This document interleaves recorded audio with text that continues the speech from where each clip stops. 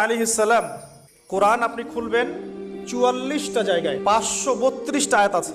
সুবহানাল্লাহ, ৪৪টা জায়গার ৫৩২টা আয়াতে আল্লাহ রাব্বুল আলামিন মুসা ফেরাউন আমাদেরকে বলেছেন। কোরআন কাদের জন্য? আচ্ছা, আমাদেরকে এই ঘটনাটা বারবার বলার কি কারণ? আল্লাহ পাক কেন এতবার করে মুসা আলাইহিস সালাম আর ফেরাউনের ঘটনা আমাদেরকে বলছেন? আমাদের উম্মার সাথে তার কি সম্পর্ক হচ্ছে নবী সাল্লাল্লাহু আলাইহি ওয়াসাল্লামের সোনালী যুগ যেটা, সেটা চলে যাওয়ার পরে এই ফিতনার যুগে সারা বিশ্ব জুড়ে নতুন নতুন ফেরাউনদের উদ্ভব হবে ইনশাআল্লাহ। হয়েছে কি হয় নাই? এবং এটা চিরায়ত পরিণতি। আল্লাহ পাক এই এতবার করে ৫৩২ বার এই মানুষদেরকে ফেরাউনের গল্প কেন শোনাচ্ছেন?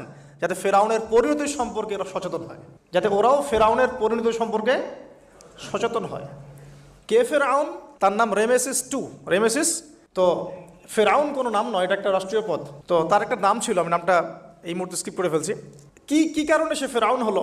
কেন তাকে ফেরাউন বলা হচ্ছে? দেখুন, ইউযাববিহুনা আবনাআকুম ওয়া ইস্তাহইউনা নিসাআকুম। মুসা আলাইহিস সালামের কওমের বনু ইসরাঈলদের ছেলেদেরকে মেরে ফেলছে, মেয়েদেরকে জীবিত রাখছে।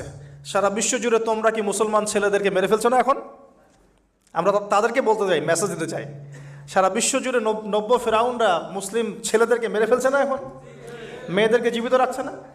এদেরকে মেসেজ দেওয়া হচ্ছে ৫৩২ বার, এদেরকে মেসেজ দেওয়া হচ্ছে। কে ফেরাউন? যে বলছে আনা রব্বুকুমুল আ'লা, আমি তোমাদের মহান রব। সারা ওয়ার্ল্ড যারা চালাচ্ছে তারা এই দাবি প্রত্যক্ষভাবে না করলেও পরোক্ষভাবে ঠিকই করছে। ওয়ার্ল্ডের কতগুলো জায়গায় আপনি দেখবেন যে অবনত চিত্তে আল্লাহ পাকের হুকুমের সামনে মাথা পেতে নিচ্ছে। কয়টা জায়গায় আল্লাহ পাকের সুপ্রিম লসগুলোকে এস্টাবলিশ করা হচ্ছে। তাহলে এটাকে ইনডাইরেক্টলি আপনি চ্যালেঞ্জ করছেন, আল্লাহ পাকের কিতাবকে আপনি ইনডাইরেক্টলি চ্যালেঞ্জ করছেন। এবং এটা আপনি সরাসরি না বললেও, যে আমি মহান রব নই, এ কথা সরাসরি না বললেও আপনার কাজে এটা প্রমাণ করছেন। আল্লাহ পাকের সমস্ত আহকাম, হুকুম, ইসলামিক বিধানগুলোকে উঠিয়ে দিয়ে জাহেলিয়াত প্রতিষ্ঠা করছেন, শিক্ষা ক্ষেত্রে, সাংস্কৃতিক ক্ষেত্রে, অর্থনৈতিক ক্ষেত্রে, ইভেন পলিটিক্যাল ক্ষেত্রে। তাহলে এটা কি ফেরাউনের আচরণ নয়? এটা কি ফেরাউনের আচরণ নয়? ফেরাউন কাকে বলে? ফেরাউনের ডেফিনেশন কি আসলে? তাকে একটার পর একটা নিদর্শন দেখানো হয়েছে। নয়টা নিদর্শন, 9টা দেখানো হয়েছে। আপনি সূরা তাহা পড়ুন, কসাস পড়ুন, পাবেন 9টা নিদর্শন। এতগুলো নিদর্শন আয়াত দেখার পরেও ফেরাউন ঈমান নিয়ে আসে নাই। তো এখন সারা ওয়ার্ল্ডে যারা আছে, বড় বড় ফেরাউন, নমরুদ, আজার, এদের সামনে নিদর্শনের অভাব আছে? এরপরেও কি তারা ইসলাম কবুল করছে, আত্মসমর্পণ করছে?